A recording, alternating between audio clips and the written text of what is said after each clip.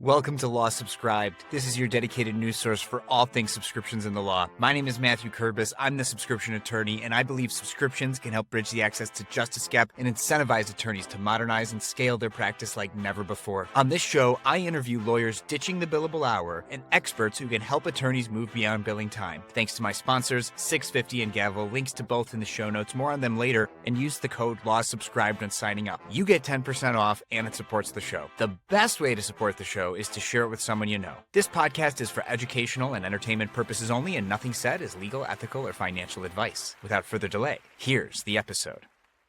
Rich Rodgers, thrilled to have you on the Law Subscribed podcast. Welcome to the show. Thank you, Matthew. Been listening to you for a while and excited to be here. Well, I'm thrilled to have another listener on the show. I'm getting more and more of them. And you've got a really great background, and I can't wait to get into it. But before we do, go ahead and give yourself a little introduction for my listeners. Yeah, I'm Richard Rodgers. Startup Tech Law is my new firm. I started this last year as a way to help startup founders go from what I call formation to funding and beyond.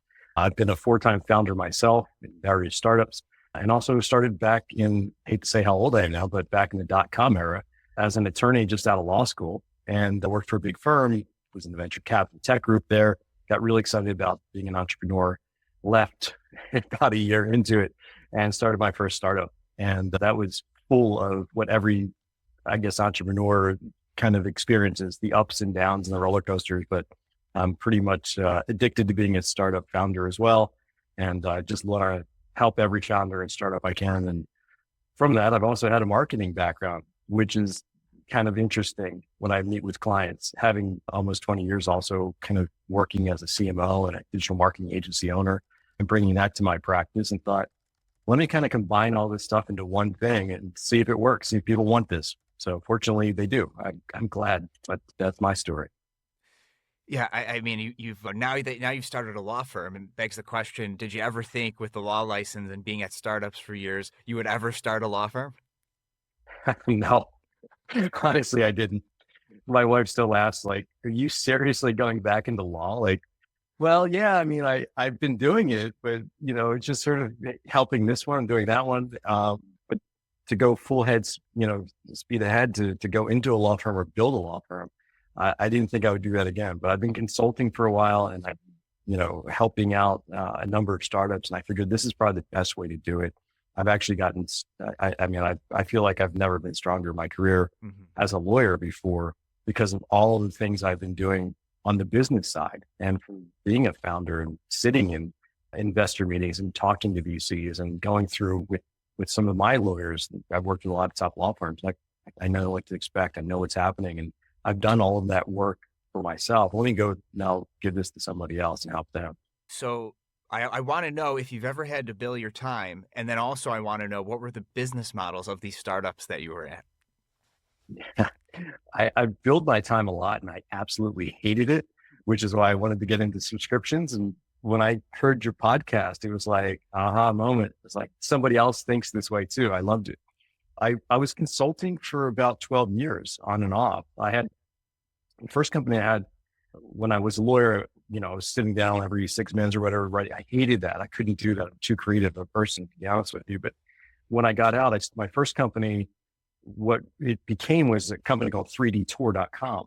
And, going back like 20 some years ago, we were doing virtual tours, digital photography for major hotel chains. And I worked with the Philadelphia Eagles. My first client got really, and I think I kind of got lucky that I pursued it for a while, but I got them as my first client. It kind of made it a lot easier once you get them, especially in Philly, to get the Eagles. Then I got the Phillies and IHG Hotels chain. I did a deal with realtor.com. And it's kind of funny, when you still go to realtor.com or Zillow, you'll see that little map that says 3D Tour. That was what we did. That's what I got onto that. So maybe that'll be my gravestone one day, like 3D Tour guy. But then I turned that into a digital marketing agency. And we were at a time where every client was asking, can you do this for our website, and SEM and SEO, and getting into video marketing and mobile marketing and social media. There's this wave in the 2000s that we just kept saying, yeah, we'll figure it out. We'll do it for you. And that turned into another startup venture and another startup venture. And the other one I had was a company called Loso, which and was a local social mobile CRM platform for businesses with a back-end rewards and payment system. We had gone through the whole venture capital, dog and pony show, got funded, hit the Series A wall, kind of didn't know what to do with it. And I then had another company, which was international logistics and shipping company that was later sold to our biggest competitor. And along the way, I just kind of learned that being a startup, you really have a certain type of maybe crazy mentality to think that you're going to change the world. And I think, Steve Jobs said those that are crazy enough to think they can do it are the ones that do. And it takes a special type of person to think that they're crazy enough to be a startup owner and do this in a way. And that's what I relate to them. And I want to kind of make sure that they don't have all of the problems that I had and the pitfalls that I had. So, but yeah, I've had an interesting journey along the way. Yeah, I mean, and I as a firm owner myself, like and my target market is more very small business owners, right? Not necessarily like the startup ecosystem, like the high growth tech startup ecosystem, because I myself am a solo small business, founder. But that you have that background, and I do know so many attorneys in that startup space that lack that experience that you have. I mean, it must set you apart. And I want to get into like the value that you're packaging for those clients next. But even before we get there, so you talked about all these startups. How are they making money? Where's it flat fee, fixed fee, subscription? Like how were they bringing in revenue? It depending on the startup, they were, price per drink. Some of them, a services company, software companies were subscription. We had a B2C company where we had users all around the globe that were using it. They had a low monthly fee. We structured it and that we had, sort of that value in the middle and the middle one, the high one, the low one. And that was something that they paid monthly as sort of the ticket to admission to get into the platform, to get the benefits we would offer. And then it was a hybrid. So you could get a discount. And I modeled a lot of what I did with that into what I'm doing now with Startup Tech Law. So understanding from a marketing background, understanding how strong of a business you can grow by having a subscription base, understanding every month, how much you're going to have to spend, how much you're going to take in. And it just makes it so much easier and it makes it a more solid foundation when you do that. But I'd also, in addition to having startups, I worked at a company called Agilent Technologies, which was a big global company. And we built, we had a digital marketing agency within that company. And coming back from when I was digital marketing owner, agency owner, which I still am, the thing I always hated was billables to clients and trying to get paid on them later. And then cutting down, like we did X number of hours and we got to chop it off for some of the clients. They just think you can do that and you should do that. When I went in-house, we had digital agency. It was great. We had one client. We always got paid. We had great benefits and bonuses and all that. It was wonderful. And I just, I said, I'm never going to go back to billable again. And so when I started thinking about this, the law firm model, I looked at like a startup tech company, to be honest with you. What's broken and what do we need to disrupt and what's the problem we need to solve for here? And I talked to a lot of startup owners and I've been in a community of startups here in Philadelphia. The problem is that most startups don't know where to really start when it comes to the law. And they reach out to someone who's an accountant and they tell them to set up an LLC. And yet they want to go out and get funding the next week. It's like, well, we got to shift now into a C Corp. Or, when I see that they're trying to do something online and get a trademark, they're running up against bigger companies that already have that mark, and they try to do it through legal teams or whatever in the world. And they're wasting a lot of money, but also a lot of time. They're not doing it the right way. And I thought, let me kind of combine that ease of use that you see with LegalZoom with experience and someone that can take them and has been in their shoes and show them what they really need from the beginning and not waste so much time and waste so much money. Because in a startup, especially to get funding, it's like sands in an hourglass. Every single dollar you get just goes so fast and you have to really budget. And being a lawyer myself, I worked with some great law firms, but at the end of the month, I got a $15,000 legal bill. I'm like, what did you guys really do for that? And I know that you don't have that $15,000 extra pot sitting there and every dollar is precious. So I thought subscription's the way to go and then flat fee on top of it. And I tell my clients, I do not want to do billable hours for you. I'm going to have that as a side if you need it, I can do that. But we're going to do everything through a subscription model and also through flat fee. And I'll tell you in advance how much this independent contractor agreement is going to be, or, NDA or whatever it be. And I think that for me works better because I can devote more time to my clients. I don't have to look at the clock all day. And honestly, the relationship is so much better. I mean, there's so much to unpack there, but I just want to highlight for the listeners that, you didn't come at this from scratch and just be like, all right, I'm starting a law firm. It's going to be subscription. And then you just built the model that's on your website, which everyone should go check out, startuptechlaw.com, link, of course, in the show notes, and see you've got your pricing listed there. So welcome to the club. I mean, you've been in the club of the lawyers who list some prices on their website. And so, you're coming at it from this experience of seeing things charged per unit or per hour. You've been involved with businesses that have subscription, and you have the marketing background. And so you're sort of synthesizing all this into the type of pricing and product that you're delivering. I don't want people to think my next question means that like marketing is sales, because it's not. It's related, right? It's part of the pipeline. It's part of the funnel. But it's interesting to think about, that you're also bringing that perspective when putting this stuff out there. I want to ask about the pricing while I've got it pulled up. And that is something that I want to know if what the intention was behind this, or if you've heard any feedback from clients on this. So I was reading some of the copy, and I saw how you said something along the lines of, for your monthly coffee budget, you could get started with me, which I think is a good analogy. I think that's a high coffee budget in my opinion, but it's still, it's within reason, depending on where you live and how expensive your latte is from Starbucks, right? And that package is the $2.99 per month package, right? Yeah. Yeah. Okay. So when I'm looking at this, when I was going down, I just want to, put this out there for people too. Also to encourage, if you have a subscription model and you're going to come on the show, I'm going to give you I'm going to engage in some legal journalism here and some subscription therapy. There we go. So I see from left to right, which is how most consumers in the US are going to read. The first plan I see is $9.99. And I'm thinking, that's really expensive coffee. Like when I was first looking at it. And so usually when we're looking at software, this is of course a law firm, so I guess you should be outside that frame. But if I'm looking at a subscription model for software, I'm seeing low, medium, high pricing, but you do medium, low, high. I'm just wondering why that is. Honestly, it's all part of the AV game. So if you look at it today at 4:00, it's probably going to maybe change a little bit.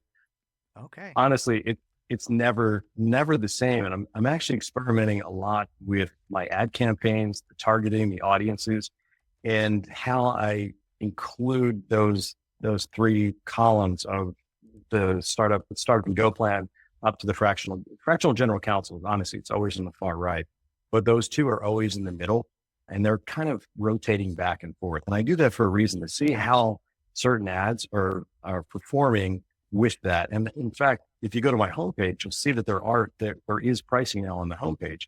Last week, that was off of the homepage. Mm-hmm. And what's really interesting is I had it before and it didn't perform well. And then I started getting a lot of calls and people asking me what the pricing was. And I started realizing that they're not clicking on the legal plan up top. They're coming through and they're just booking a consultation with me. Well, let me put that back on and experiment now with a whole different set of ads. And what I found in the last week since I did that, I had 4 new clients sign up.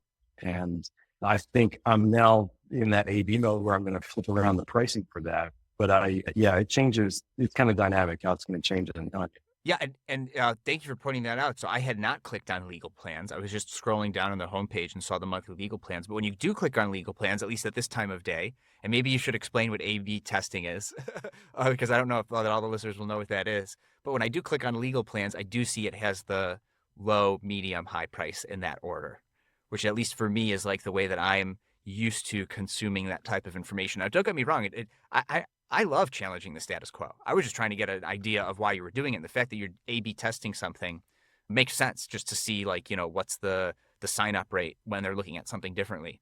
So go ahead. Before I ask the next question, tell me in the marketing world, what is A/B testing? So essentially you're taking a variation. In this case, the startup and go plan is $300 and the standard legal plan is $1,000 per month, $999 or $299, which everyone knows that if they buy, anything, it's 0.99, 0.99. It's psychologically, I guess, more appealing to somebody who think that they're not spending $1,000, but it's still $999. With an A/B test, you are in one instance of your ads, you're running a maybe a different graphic or a different image of somebody or a different topic line, tagline. When it comes to your website, you can adjust certain sections. So an A/B test might be where I have the start and go plan in the middle for certain audiences. And then on other campaigns, I'm pushing that over to the left side and I'm pushing more in the standard legal plan in the middle for $9.99. It just really, what it does is it helps you figure out what works better. Like I said, maybe about a month ago, I had the standard legal plan, which was in the middle. And I also didn't have pricing on my homepage. And when I put it back on my homepage, I was really testing to see now people are responding to it. And I think the other thing I was looking at doing is that middle startup and go plan at $2.99. I need to put a special value identifier on top of that so that if people come to the page for the first time, they see that this is the best value. If they see just a little graphic like that, they're more likely to think that that is the one that's for them. And then I'll click on that. So that part of the next test is I'm going to have that as another option as well.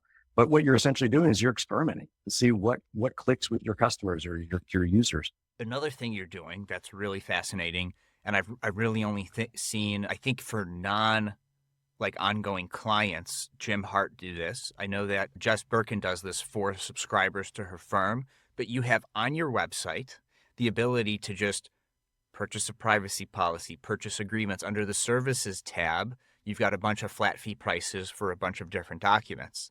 And so, first of all, again, kudos to you for listing prices for things on the internet for a law firm, because attorneys don't do it. This is clearly a productized legal service, right? All products is what you're referring to them as. I want to know how you're handling this from are these your clients sort of a perspective, or is it just a product? Do they have to be your clients to get access to these? Or can you truly I could buy your MSA right now from your website and I don't need to be a client? You have to be a client to get access to the template library. Part of the value of being a member or part of the subscriber base for the legal plan, every one of those agreements is part of the template plan that you get access to. So if you spend $300 a month, you get access to any one of those. And what I do is I create a Slack channel for my clients. And I think, to be honest with you, what I hear from my clients, the best value that I offer is the Slack channel, where they can contact me 24/7 and say, I need an NDA or I need this or that. At that level, at $300, these startups are not really in a position to start spending $1,500 or $3,000 on an agreement. So they may go out to wherever they can find a template and they'll just put it together and try to do it themselves. I want to try to prevent that as much as possible, but yet still help them along the way. So good example, they'll hook me up on Slack and say, I need an NDA for this. I can give them the template, which comes out of that same library, but I will go through and actually have it more automated now. So I can give them the template with their address, their company name, the founder signature line. Or if you just came to the site, you're not a client of mine, you can go in and buy one of those products, let's say. And with that, we will have an engagement letter. I will say that I do have a quick, conflicts check to make sure, but as well, because I don't want somebody coming in and taking an NDA against one of my clients, which who knows, maybe that can happen. So, but what it does is it also breaks the ice. So now they ask you about what's your service and how does this thing work? I've never seen a lawyer that does anything like this before. And it's never been, and it's almost a year, it's never been a case where someone just bought an agreement. They kind of came in through that and then they pass through and then they become a monthly subscriber. So it's an interesting way to sort of ease them into what a subscription model is and how it could work. No one's seen it before. It's very, very rare in this case. There's still so few. I mean, there's so much. There's a huge education gap to cross. And apologies to the listeners because I've said this now in almost every episode. But in the time of recording, where I'm not too far away from ABA Tech Show, where Stephanie Everett on the panel I was on with her said we need a Got Milk campaign, about that there's other ways lawyers charge and they can be predictably priced, right? Like collectively, we should all get together and do that campaign, right? It would help us all. The best part of the Got Milk campaign, it wasn't even about milk. It was about the lack of milk.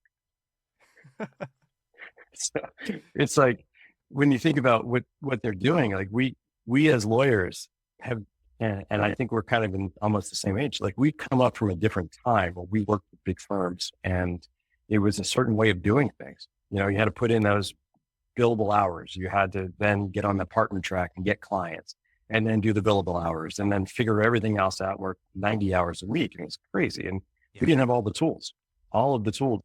Honestly, we couldn't do what we do now without having the ability to automate a lot of this, have the tools available with AI coming on. I know, things like Paxton. I hear that.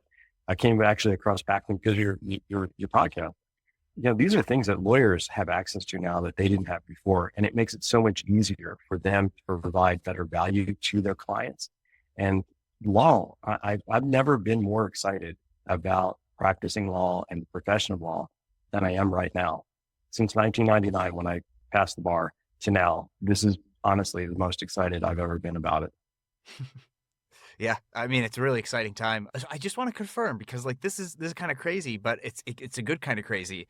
Like I could get a trademark or I could get not that, but I could there's like a subscription agreement on there for $1,000 and I could pay the $1,000 or I could sign up as a subscriber and get access to that document and other documents and not have to pay the 1,000 when I use it. Or I do pay the 1,000 after I'm a subscriber. You would pay the 1,000. You wouldn't be, if you wanted to just get the document, you could just hire me to do that. And I'll spend the hour or two, whatever it is, and deliver that to you. And that could be the end of the engagement right there. But if you become a subscriber for the $1,000, then I would actually include that with a whole bunch of other things, like a document review, in fact, on top of that. And then also included with that $1,000, the standard legal plan, is 2 hours of what usually turns into meeting time, consulting time, or billable hour as well. And I do list this, there is a billable hour component to it as well, which is at a reduced rate. So what I want to do is I tell my clients, I do not want to do billable hours for you, but sometimes needed. If you have an investor prep, for instance, you want me to go through and help you with your pitch deck, or we'll do a practice with me pretending that I'm an investor. I will do that for you, but it could be an hour, it could be 2 hours. We might have to do it again a third time or second time, whatever. But I also make a caveat that you may need to actually sign something that you will promise not to fire me, because I will act like the most obnoxious New York venture capitalist you'll ever meet. And at the end of that pitch practice, if you can get through it with me, you can get through it with anybody. But I'm not going to be the nice guy that I am now, just to let you know. But that's part of, additional hours that come on top of that. Where I try to provide value to clients is if they have a need for like an independent contractor agreement that comes up or something, I'll tell them in advance that this is, we've already done enough work on your plan that you're maxed out this month. The additional work for this contract, or if you wanted to get a trademark now, it's going to be a flat fee. And I'll tell them what the flat fee is in advance. They sign off on it. And then we proceed with, completing that work for them. This way, there's no hidden surprises at the end of the month, how much things are going to cost them. Okay. So it's not what I thought it was. And we're going to come back to why you're still tracking your time and billing your time, which you don't need to be doing. You should just be pricing your services differently. But that's later. First, this is what I thought you were doing. And I think if you did this, you'd probably be able to increase your prices and it'd be reasonable. I mean, no legal ethics provided. But what I thought you were doing, and I don't know, because you're charging a lot of money for some of these services, for like the flat fee stuff. And I think rightfully so. I think the value of them are pretty clear, and it's still going to save more money than what if they had to go pay a lawyer by the hour to draft them from scratch, right? But what I thought it was, I'm curious to know for you or for any other listeners who might want to do this thing, is at first I thought you just meant like they get access to the suite of documents as a subscriber. And if that's true, I mean, you could double or triple what you're charging per month, because like if they use one of these documents a month, they've gotten the value, even if they don't take advantage of all the other subscription benefits. And that's just not something like if I had more years of experience as a transactional attorney, because I pivoted from litigation to transactional, like I would be offering something like that. Like I still try to do it where even if you only use one of the things that are part of my subscriber benefits, that's worth the monthly subscription. Like I've still tried to design it like that, but I don't have this document, this product, database like you have that you could sell to your clients a la carte. And I almost wonder if there's a thing there, because I think what Jim Hart does is he just has a separate business entity. And it's like, these are just products, because then you don't have to worry about multi-jurisdictional concerns. Because what happens if they're outside your licensed jurisdiction? Or, if you don't want to waive into a state, pay the extra fees, if they come to you from, a state that's not California or Florida or Louisiana, where you could actually waive in, right? So, it's like one of these things where maybe these products would do well as like a separate entity. but besides that, like, I think there's something there too. And if it's not all of these things, because I mean, you can't do like, I mean, I don't know, maybe you can. I don't want to say you can't do anything. I have a hard time knowing how you could like just include a trademark registration and search with a monthly subscription, right? Like that, I feel like that's going to be hard. But some of these things like the privacy policy, the subscription agreement, shareholder agreement, like, if you were to bundle these and they get access to these, like if they were going to just subscribe, and I remember talking to Jim about this, if they were going to just subscribe just to download all your forums and then unsubscribe, they were never going to hire you they were never going to hire you anyway. And that's $300 that you wouldn't have had previously. So who cares? As long as they don't like suck a bunch of your time for that one single month that they're staying subscribed. And that brings me back to, first I'll get your feedback on that, and then we'll get back into why you're still tracking time. So what do you think about all that?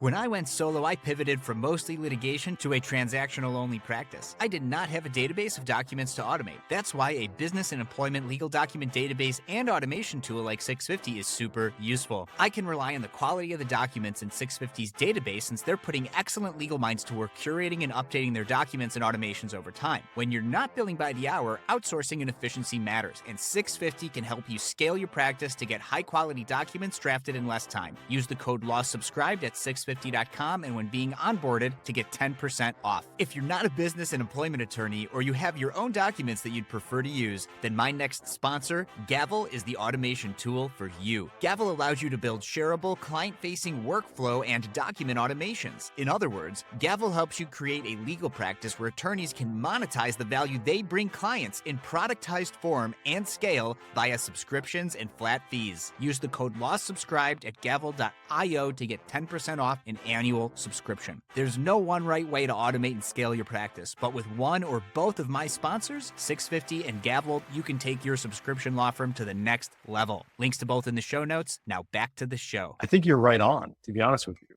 And what I do is I do it a little bit differently, where I do have the template library, that's where you see published. I don't give them access to it though. They have access to it as part of every one of my plans, but they don't have a place where they can go to and just click download. And I did that for a reason, in that I don't want someone coming along and saying, yeah, $300, let me pay that one time and just download 20 different template agreements from you. And that's like, so I kind of thought about that in advance, and I'm like, this isn't going to work. And I don't want to have, because I'm always maybe updating, changing it too. And I want to make sure that my site's always consistent and updated too. So what I did is I set it up so that in Slack, they can communicate with me and say, Rich, I need this template. I don't want to go buy it from wherever. I pay $300 a month. Let me just get that template from you, and then I can provide that to them. And this way it protects me from having someone do a data dump basically. But and so far it's worked out great. I've never had a client that said, hey, I wish I had them all at one time. It's always as needed. And I think it works out better that way. And it usually turns into, well, I need this, but then I really didn't need that. I think and it sets up a conversation. Now I use that in Slack and can kind of convert them into, well, this is really a consulting agreement, whatever it would be. And kind of what they thought it was is different. And that's where I can kind of provide that value and guidance. Well, it took me a few minutes to really help them out on that. And that's why they come back the next month when the next thing happens. Yeah. And it's hard to appreciate the value of having an attorney to be able to work through a template with, unless you've actually done that. And if you're just going to subscribe and download templates and leave, you're never going to get that experience. Yeah. And so I think that the way that you're doing that is a pretty smart approach. I mean, if I were you, I would put something on these services things that says, and maybe I'm just not seeing it, like subscribe to get access to these for less. And you don't even have to say for free or included, because maybe you want to change it to, it's 50% off, or like it's, 10% off or something to drive them to subscribe, because but there's that's a huge subscriber benefit. And if I saw that I could just subscribe at whatever level, I mean, and maybe it's 50% off for the startup and go plan, and it's included with the standard legal plan and above, I don't know, A/B test it, ABC test it. But if I could see that when I'm on the all products page, I mean, that's a huge sell to just subscribe, and you want to be funneling them to subscriber, right? 100%. Yeah. And you know what? It's interesting. I did actually just start doing that on the startup and go plan. Again, back to A/B testing. So many of the companies that came in through that plan need a company to go with. So what I did was I cut back my corporate formation package, which It's about $500 savings for subscribers. So people are signing up, they're subscribing, and then they're getting that company formation package at half off of what I would charge anyone else for if they just wanted to hire me for that. And that became a really great value for them. And not only do they get it set up the right way, but when I look at my corporate formation package, what I give them is not anything they would get from any of the template sites. We help them with the EIN, of course, and bylaws, unanimous written consent in the first meeting, and founder stock purchase agreement. That alone is a really, really, that's an agreement that you're going to spend a lot of money on. And especially if 2 or 3 founders, and that's part of the package that I offer, but I also set it up right. And then I became a partner firm with Carta. So I set up Carta for them. And we use Carta, most likely. We're going to use the Carta Safe Agreement or Y Combinator Safe. And they get the startup and go plan. They get on Carta. They don't pay for it until they raise $1 million. And we set that up for them as well. And that becomes their cap table. And that's another just add-on value that we just started. So I guess I'm saying this is so new and it's evolving every month. I think when we first talked, my pricing was completely different. And I was at that point when I think we were joking, every week it changes. And I kind of I landed on these 3 pricing tiers, and I think I'm going to stay here for a while. And the one that I have at 300 is really, I think, the perfect number for startups that are just ready to start and get incorporated. Yeah. I mean, obviously do whatever you want to do that's comfortable. These are just my opinions looking at the pricing. And I'm so glad that you have your pricing listed because we could really do a deep dive on that. And I think that's valuable for the listeners too, because I'm not able to do that with so many guests, but I am able to do it with you. So I think, I see a lot of things like billable time, 1 document review up to 8 pages. I mean, you're giving yourself a lot of stuff to track. And if it were me, if I were in your shoes, I'd be like, I don't want to track that stuff.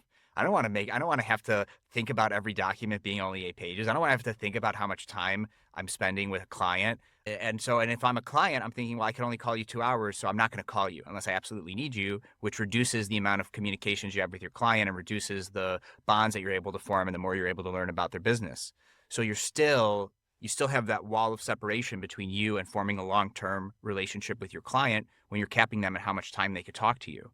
And so that's hurting your business in the long term. And when you say, you'll do rounds with them of their pitch deck. First of all, amazing. I know I'm not the only lawyer who helps some clients with that. And I'm not even the best fit for a startup lawyer. I'll usually refer them to somebody who's in their licensed jurisdiction and can help them with something, but sometimes they still keep me on because I'm so affordable otherwise. And so I have done a few of these pitch deck reviews, but I don't charge separately for it because I know that when they need a lawyer for the stuff that I could help them with, because I helped them with that and they were a paying client at the time, they're going to come back to me. And I've only been in business for myself for 2 years and they've come back to me. And so I know that it works. And so that I have to cap, I'm only going to review this pitch deck with you once. First of all, I only want to give them so much time at a time. So I'm going to give them a Calendly link. And I see you use Microsoft Bookings, which again, I want to highlight how great the website is that you just go there and you can click on, just like my website, book a free consultation, boom. Click right there, Microsoft Bookings, they could schedule a call, easy peasy. That was my biggest lesson my first 6 months to a year that I should have done from the beginning. You're doing that. So you're using Microsoft Bookings, give them a link and it's 30 minutes. This is the time we have for the pitch deck. And you don't have to track, you don't have to cap them. If you need another time for the pitch deck, because you want them to be successful, because if they're successful, they raise another round, they could keep paying your monthly fee. That's it. I think the incentives are there. So I think you're still, I don't think you're really thinking about lifetime value for the subscribers because you're capping your time spent with them. But if they're successful because you help them with their pitch deck maybe 1 more time than you would have liked to, or 30 more minutes than you would have liked to, they're able to raise that next round and they go from startup and go plan to standard legal plan. They never would have done that. And maybe they don't reach out to you because they're out of hours and they're going to have to start paying you by the hour again. And you're missing out on those opportunities when you're tracking your time. Have I convinced you to stop tracking your time, Rich?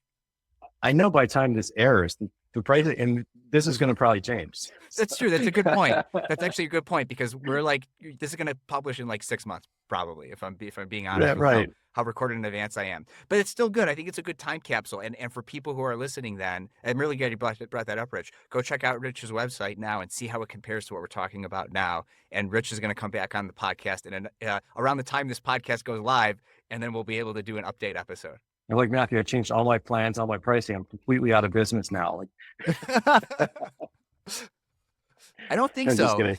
No, I don't think so because I think that, it's a different market than what I'm serving, but I still think like the value add that you can give your clients. Because I find, especially for the solopreneurs like me, like I'm giving them software that I'm using because I'm not just using legal specific software. And I want to get, while I still have you, the software that you're using, or if you're using anything custom, I'm telling them about Calendly. I'm telling them about Wave App. I'm talking to them about, all the stuff that I'm using as a solopreneur to automate my business. And so I'm able to essentially not just be legal advice and legal counsel, but also just like just a good partner in their business, fractional team member as they grow their business. Yeah, And if they grow their business and I can help them with that, even with the non-legal things, like that's valuable. And I don't necessarily put that in my marketing copy, but with all of your startup experience, like the pitch deck stuff, like is that part of your pitch? Like when you've got them on like a sales call or a closing call, like you're not just getting all the legal stuff in the $9.99 a month. You're also getting a marketing expert, an exit, someone with experience exiting a startup, all these things, right? Like, is that part of your pitch? it is actually. I tell right up front, this is a legal practice because what I've found and why I'm doing this, when you're looking for, you're starting your startup, you have this great idea, you get very excited about it. And then reality hits when I need to get incorporated. I need a trademark. Do I start with an LLC? And what about my founder's agreement? And how do I get investment? What type of, agreement should I give them? How does all of that stuff leads up to now we've got $250,000 in the bank first round. And now I got to do marketing. We have to figure out go-to-market plan. I see this over and over again. I was in their shoes. Let's combine this all into one thing. And I tell them up front, I'm going to tell you right now, the legal work is probably the easiest part of advising and consulting you. What is probably going to be the most difficult is getting you the right investor. There's a lot of bad investors out there you do not want to get in bed with. Let's figure that out in advance. My background is in account-based marketing, and account-based marketing is when you look at how you're going to build out your go-to-market plan, even finding investors and build out your tiered list of if I could really have that one investor, or, this is the type of investor I think would fit in my particular space or likes to invest in me and this type of area.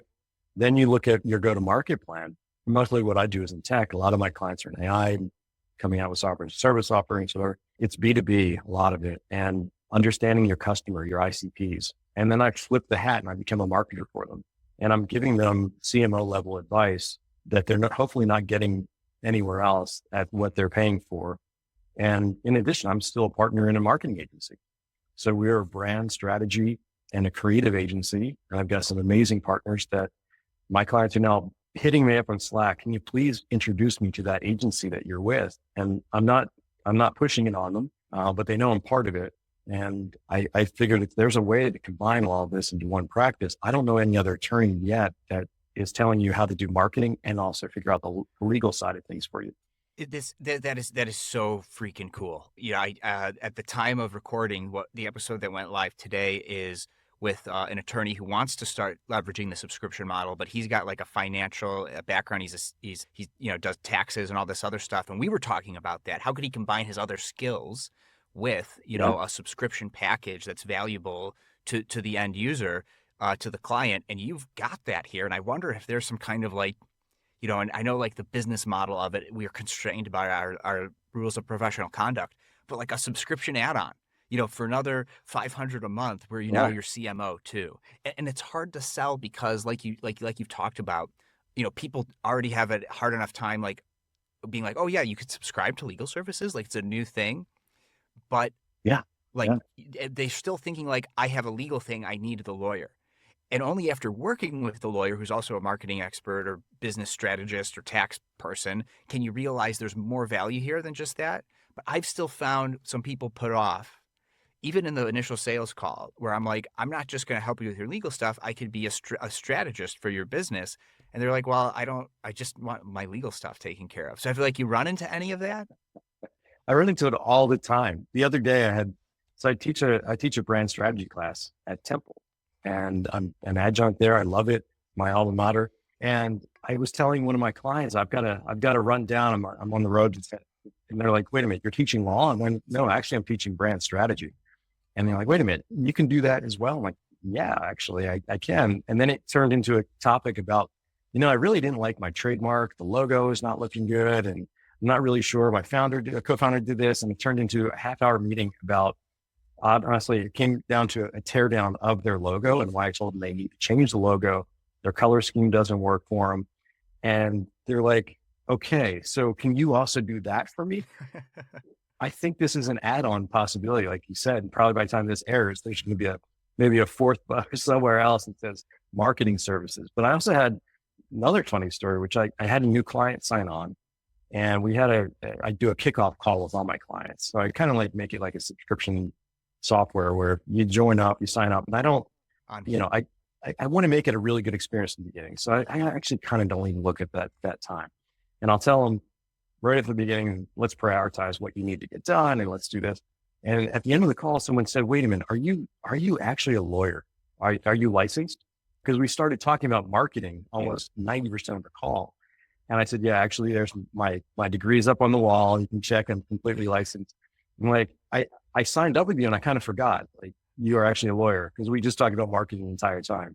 Yeah. I don't know if he was joking or not, but I think there's incredible value to that though. And it's with so many people, I'm curious to know this about you, if you consider yourself like a specialist or more of a generalist or somewhere in between, because like people, I think most people that I've encountered think of like people are specialists or they're in their zone and that's their only zone.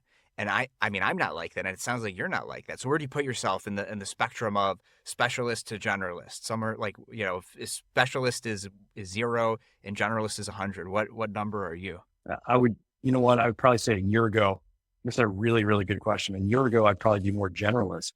Thinking about general counsel work that I've done before, where you do have to know a little bit of everything, or at least know where to farm out things to the specialist.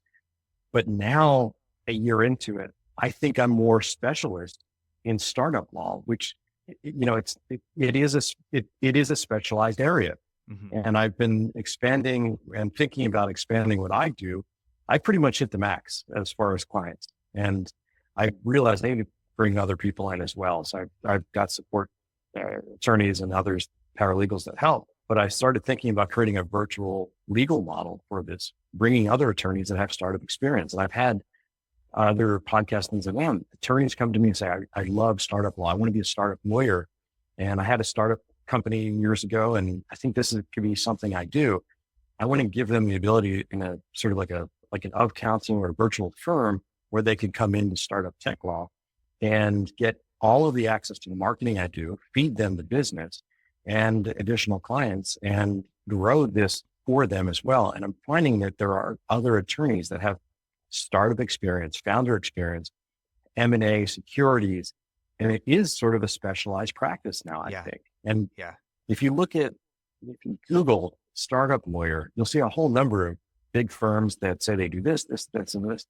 Not many attorneys actually have the startup founder background as well. So I think it's really important, at least to have been in the shoes of a founder in a startup, but also I think the legal side of things are great. But in my practice in particular, unlike maybe a big firm or another, I want someone that understands that when we are a client, when we work with you, it's not just going to be, here's the SAFE agreement, here's the NDA. It's why do you need that? Or do what's your go-to-market plan? Let's help you figure out how to get past the SAFE agreement to get to that next round, and work with you in between as a real true partner. And having attorneys that know that, I think it is a specialized area now. Yeah. No, I think it's a great point. And also that I think I meant to be asking it more generally, you as the person, but you did answer it, you as the lawyer. And I think that is still good to have because context matters. Right. And so, Rich Rodgers, entrepreneur, might be a different answer of that question than, the founder of startup tech law, right? Where you're now specialized. And I think that's absolutely true, because just because I help businesses with business law stuff doesn't mean I'm going to be the best startup law attorney, which I realized very early on when one of my first potential clients was a venture capital firm. And after looking into it, was just like, it's way too deep. You got to go deep with startup law. And that's just, I built a practice where I don't go deep. That's like the whole point of the practice is I don't go deep. Yeah. Like I am generalist of a mindset, but also as a legal practitioner. Well, I'll say one thing that when I started putting together the practice, I started realizing, okay, I did all this from the ground up. What do startups really need from the time that they incorporate to the time we get them funding and beyond? And I started putting this whole list together of, okay, founder stock purchase agreements. Okay, what do I have? What's in my library? Assignment and invention. Okay, we've got this. There's all of these bullets in the chamber, so to speak, that we really need to give to a startup founder. And they're going to need it along the way in that journey. Some of them need it now. Some of them will need it in a year or two from now. But they know we have it. And having that experience of, I think, executing it as an attorney, but also being a founder and learning that I need to do an 83B filing. Why? What is that thing? I have no idea what that is. You get all these questions and you have to be prepared for it. And it is a specialized area that's happened now, but building this practice showed me more and more that, there's a niche here. There really is. Yeah, absolutely. And that's why I'm glad I've had you and a couple of other lawyers on the podcast that just do startup law. So I know I could always have here's 2 or 3 attorneys when I get those clients that might be able, they might be able to help you out. So now you got me thinking I need to create a startup lawyer association somewhere. Oh man, I know. Just at the time of publication, I should have on the Law Subscribed website a tab now that is all the attorneys that have been on the podcast, their different licensed jurisdictions and their practice areas, because it's also important for alternative fee-based attorneys to know who we could refer our clients to who are now used to those alternative fees, of which there's still so few of us. And at least I could vouch for everyone who's come on the show. There you go. So that's a Subscription Law Society of America or something like that. I guess I don't want to run an association, man. I'm already busy enough as it is. I'm just happy to have a podcast. So time has flown like I knew it would. And in the time that we have left, tell us about the technology that you're using to power your practice.